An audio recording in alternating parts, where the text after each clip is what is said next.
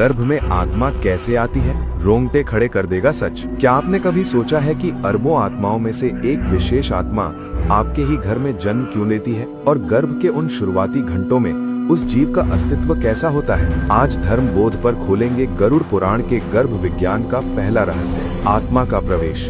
भगवान विष्णु गरुड़ जी को बताते हैं कि मृत्यु के बाद जब जीव अपने कर्मों का हिसाब चुकाने के लिए नया शरीर ढूंढता है तो वो सबसे पहले पिता के वीर्य कण का आश्रय लेता है। संभोग के समय वो सूक्ष्म चेतना पिता के अंश के माध्यम से माता के उदर यानी कोख में प्रविष्ट होती है। ये प्रक्रिया केवल शरीर का मिलना नहीं बल्कि एक आत्मा का भौतिक जगत में पुनः पदार्पण है। अब सुनिए वो अद्भुत विज्ञान जो हमारे ऋषियों ने हजारों साल पहले लिख दिया था। पहली रात जीव कलल रूप में होता है जो ओस की एक बूंद या तरल बिंदु जैसा पारदर्शी है। पांचवी रात वो बुदबुद का रूप लेता है यानी पानी के एक अत्यंत कोमल बुलबुले जैसा।